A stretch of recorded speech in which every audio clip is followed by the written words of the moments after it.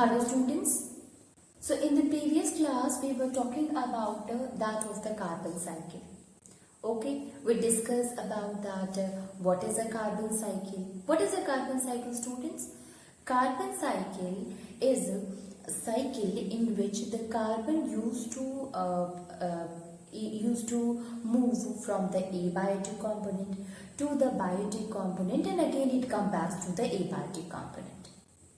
We discussed that carbon is the most important part of all the living organism, or most important element, you can say. How? A lot of things are there, students. The living organism, they take carbon in the form of a carbon dioxide, and you know that plants are responsible for this. Right? The plants, they used to take the carbon dioxide for the process of photosynthesis, and by the process of photosynthesis they make their food. And this carbon dioxide is also used by that of the animals when they consume plants. Okay, so when we consume plant, we take carbohydrate, we take vitamins, we take the fats also. So all these consisting of carbon in it. Now, not only this, student, living organism, they used to make their shells of the body with the help of the inorganic carbonates. Carbon, if you see, students, it is not only used up by that of the plants, but it is also used up by the it is used up in the different thing, like especially if you see the dead animals or the plants, when they buried for 1,000 or for million of years, they get converted into fossils. So when you burn fossils, even then also that the fossils are consisting of a carbon in it, and when you burn it, they get released in the air in the form of a carbon dioxide.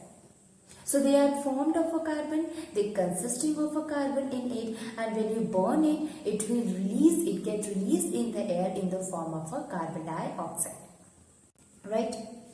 So we'll try to understand each and everything with the help of this flowchart, student, with the help of this chart and with the help of this diagram, and try to understand that how the carbon cycle used to move in the nature, how the carbon cycle moves from the air to the biotic component to that of the abiotic component again.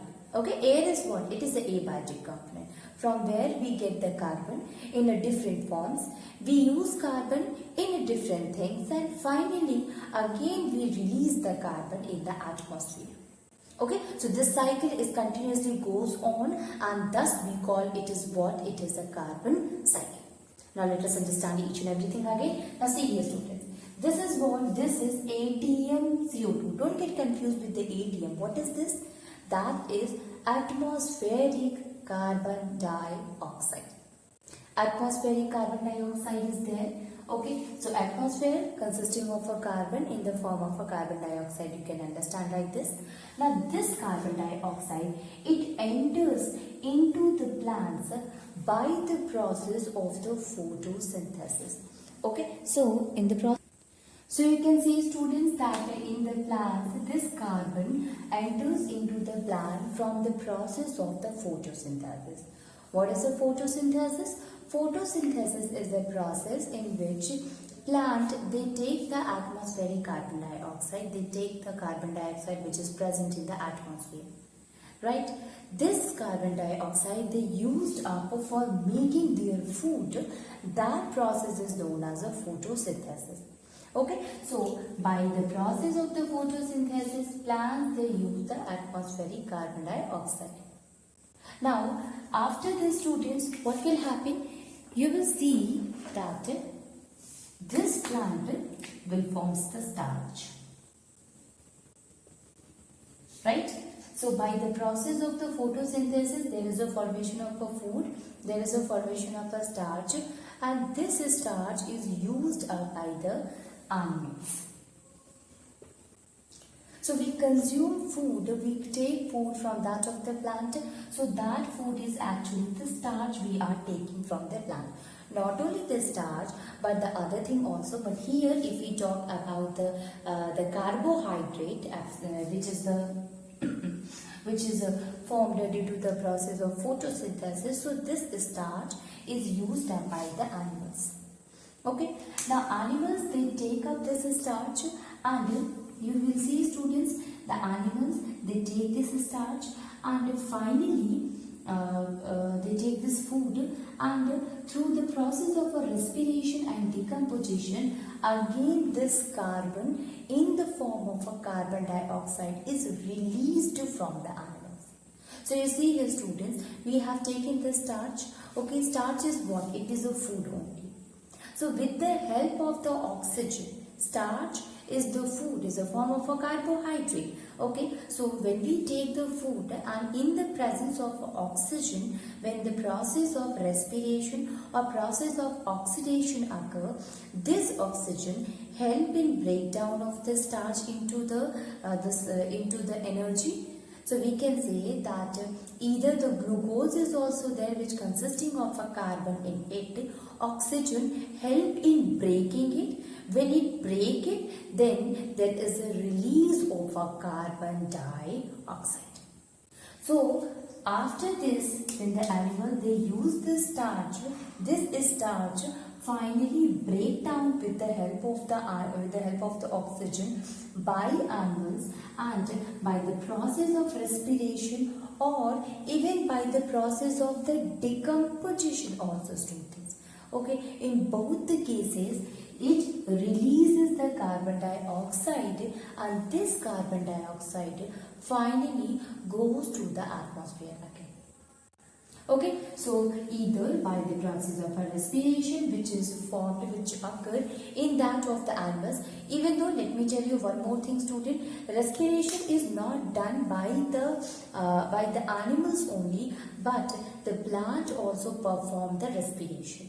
Right? So respiration is performed by the plants as well as the animals, and both of them, they releases the carbon dioxide by breaking the food, by the process of the oxidation of the food, which we call as a respiration, and finally carbon dioxide, which is a waste gas for them, they used to release it in the air.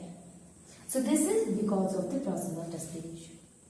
Now, not only this, students, you see, when the animals, they die. Okay, so when the animals, they die, you see, they take the carbohydrate, they are taking the fats, they are taking the vitamins, and the carbon is present in the fat, in the vitamin, as well as in the carbohydrate.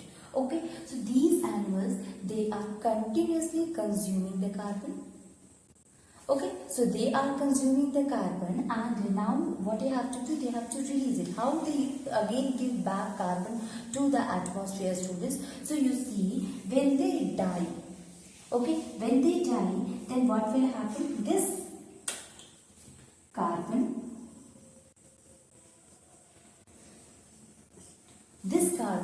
in the form of inorganic carbonate, or in the form of a petroleum. How the petroleum forms, students? You see, the animals, when they died, so they get buried deep under the soil, and due to the high pressure, what will happen? After a million years ago, this dead animal will finally get converted into petroleum or coal.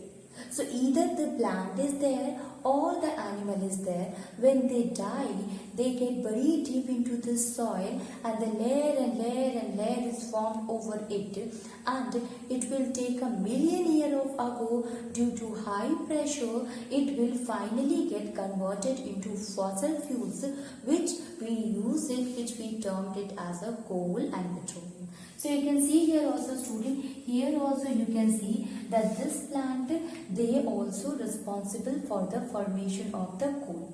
So when these animals, they die, they used to release the carbon, they makes the carbon to get mixed in the soil itself. Okay, so either in the inorganic carbonate or formation of the fossil fuel like coal and petroleum. These coal and petroleum consisting of a carbon, it means the body get converted into the fossil fuels which consisting of a carbon in it. Now you see here students, when you burn the fossil fuels, when you burn the coal, when you burn the petroleum, then what will happen? The carbon content or the carbon which is present in these of the fossil fuels, they by burning students, they get converted. So this coal and petroleum students which we are using, you can understand it that since these plants and animals, when they died, they get converted into the coal and petroleum, they get converted into the fossil fuels. Right? So fossil fuels consisting of a large content of a carbon in it. Now, when you burn the fossil fuels, the coal and the petroleum, then what will happen? They, after burning students, they will start releasing energy, and it is in the form of the carbon dioxide. So we can say that this petroleum and that of the coal, both of them will releases the carbon dioxide when we burn it, when it undergoes to the combustion. So finally you can see students, either the animals they form the fossil fuels, again the fossil fuels also which is formed by the animals, when you burn it, it releases the carbon dioxide, it releases the atmospheric carbon dioxide into the atmosphere again. So the living organism, they take the carbon dioxide from the atmosphere and they again releases the carbon dioxide to the atmosphere. Okay, so they take it for different purpose, they use it for different purpose, but finally they again releases it to the air. Now this is the first cycle. Now the another one is also there, student. Now this carbon dioxide is not used by the process of photosynthesis or the plants, but this carbon dioxide is also used in the formation of the shells of the fishes or the aquatic organisms. So aquatic organisms, they use it for making the carbonate. You have heard about the shells which is formed by the aquatic living organism or in the water. So carbonates, it's formed in the water with the help of the carbon dioxide. So this carbon dioxide also help in the formation of a carbonate. Now the carbonate, it is in the water, it also help in the formation of a limestone. So we can say that limestone is basically consisting of a carbon in it. Okay, so you can see this is about that of the carbon cycle. In the carbon cycle, the plants, they take up the carbon dioxide in the form of atmospheric carbon dioxide. This atmospheric carbon dioxide helps the plant to perform the process of photosynthesis. It is the raw material for the plants as a photosynthesis to perform the process of photosynthesis, and finally this plant is the starch which is present by the plant, the food which is present by the plant, which is made by the plant by the process of photosynthesis, is used up by the animals. The animal, they also consume the plants, it means they are consuming the carbon. So the animals, they take the carbon in the form of a carbohydrate, in the form of vitamins, in the form of fats, all these consisting of a carbon in it. Now when the animals, they die, they forms the inorganic carbonate, or they forms the petrol, fossil fuels, petrol. Now not only this student, but the plants also the same. Either the plant or the animals, when both of them get buried in the soil for a longer period of a time, for a million years of ago, then million years, then there is a formation of a fuel, and that we call as a fossil fuels, like coal is there, petrol is there. So coal, basically it happens when the body of the plant or the animal animals at a higher temperature get buried deep in the land, then there is a formation of a core. But when the body of the plant and the animals, when they get buried deep in the ocean or in the sea, such kind of a seabed or an ocean, such kind of the fossil fuels which is formed in it is the petroleum or natural gas. So we can see petroleum or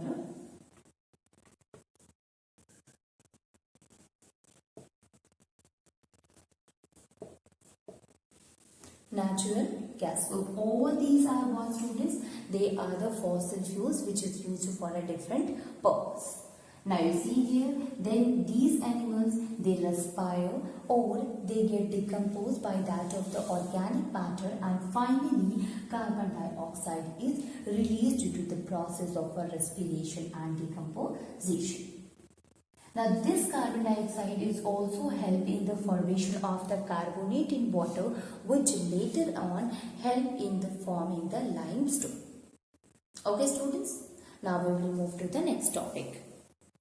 Now we will try to understand, we have discussed about that of the carbon cycle, students. We discussed that how the carbon dioxide used to move from the biotic component to that of the abiotic component. Okay, and again to the biotic and again to that of the abiotic component. Now let us discuss about the another one, and that is the greenhouse effect. Greenhouse effect. What is the greenhouse, student? First of all, we will try to understand, because a lot of times we have heard about that what is the greenhouse effect and what is the global warming. So before that, to understand the greenhouse effect term better, we should understand that why we are using this term of a greenhouse. What is the need? Why we are using the greenhouse, students? So basically, you see, if we talk about the glass, so glass is having a property to trap the sunlight. Okay, trap the heat of the sunlight. So a glass pane is there. If you compare, a glass pane is there or a glass box is there, students. So what we use the term for a glass box, if we are using a term for it, enclosure, that is a glass box. So if a glass box is there or enclosure is there, if you keep it there from where the sunlight is coming, you will find that the temperature inside the enclosure, inside the glass pane is more than the surrounding. What does that prove? It proves that the glass pane is having the more tendency to trap the heat in it. Okay. Now, since the glass pane or the glass pan or the enclosure, they are having the more tendency. So this criteria, we will use this property. We will use to keep the tropical palm tree warm. So we'll keep the trees into this enclosure, such kind of enclosure. So to make the tropical palm tree warm. And the enclosure that we use, basically we called it as a greenhouse. Whenever the term greenhouse is there, student, try to understand that it is a kind of a enclosure which is having the tendency, which is made up of a glass, and it is having the tendency to trap the sunlight and do not allow sunlight to get reflected. So it helps in trapping the heat, in short you can say. Let us write it that glass can trap the heat. We know that glass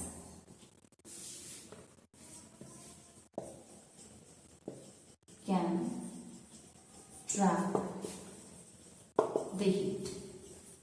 Okay, glass can trap the heat. So a glass box, you can say, so a glass box or enclosure is there, is having more heat than that of the surrounding. More heat than that of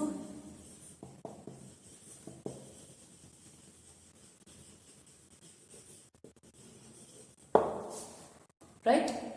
Now this tendency or this property we can use it for the other thing also, for keeping the palm tree, the tropical palm tree warm. Okay, so this enclosure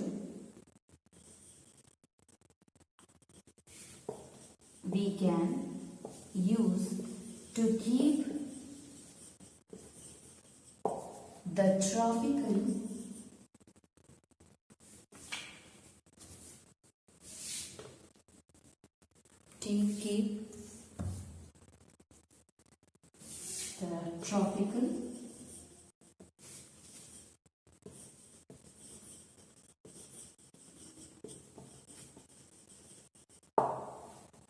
and the house or the enclosure is known as a greenhouse. The enclosure is known as greenhouse. Okay, so this enclosure is also known as the greenhouse. Now, if we see that like that of a glass pan, student, our atmosphere is also a kind of a glass window glass pan. Okay, so basically you see the window glass pan, if we are saying, what does that mean? That it is also having a tendency of trapping the sunlight which is coming inside to that of the atmosphere.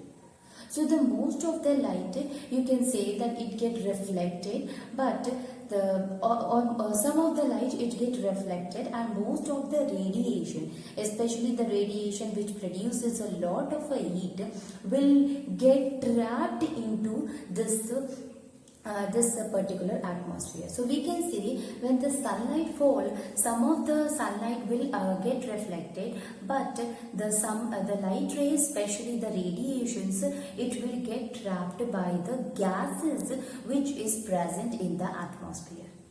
What are the different kind of gases which are responsible for trapping the sunlight, students? So these are major one, carbon dioxide.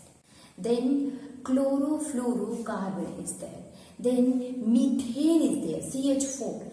And finally is a dinitrogen oxide, that is N2O is there. So these are what, student? These are the different types of gases which is present in the atmosphere, which is having the tendency to trap the heat of the sunlight which is coming to the atmosphere and do not make it to get reflected outside to the atmosphere. So you see here. Now this the light which is coming to the atmosphere, it is now trapped by these gases, and they do not allow light to get reflected to go back. So due to which the temperature of this atmosphere will be warm, or the temperature will be maintained by these gases. Now what is the benefit of trapping of the sunlight, students? So the first thing, the benefit is that it helps in maintaining the temperature, it helps in keeping the temperature warm so that all the living organism can survive.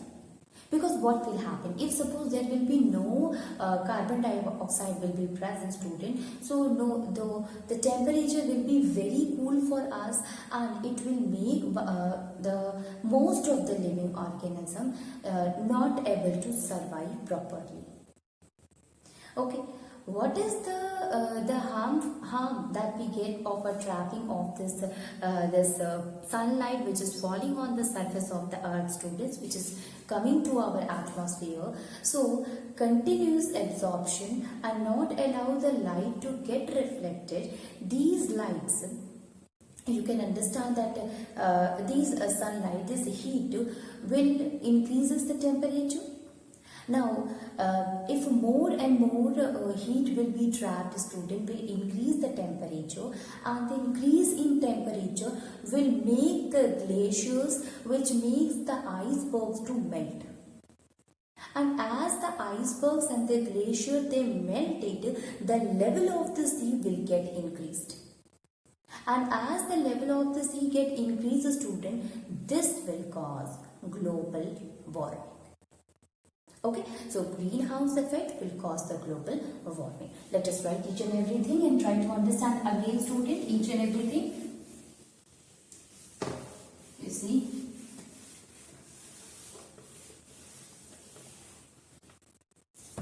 So, our atmosphere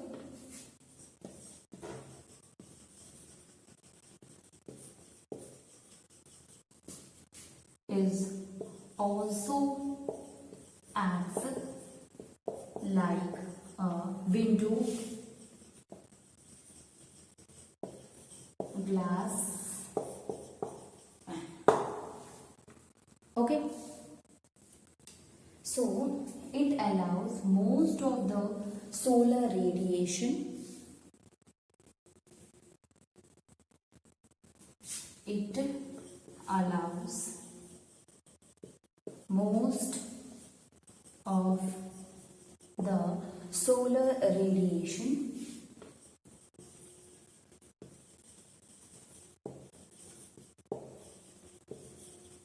to pass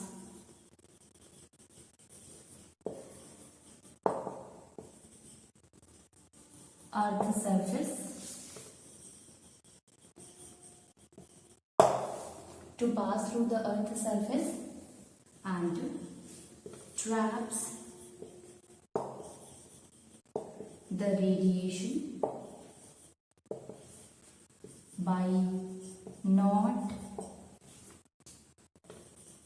allows it to get reflected outside.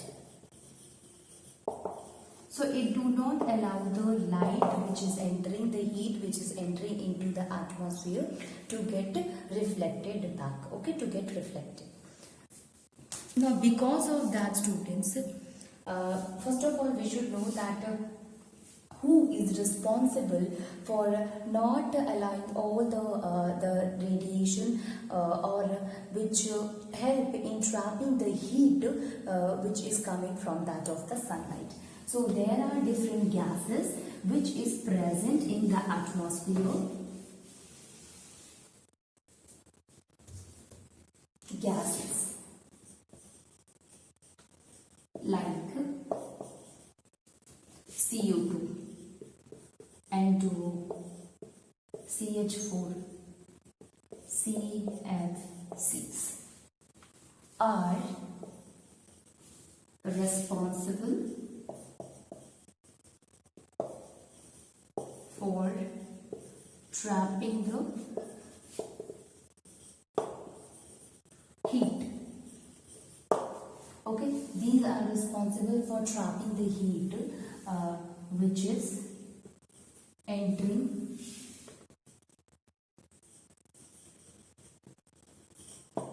in the Earth's surface.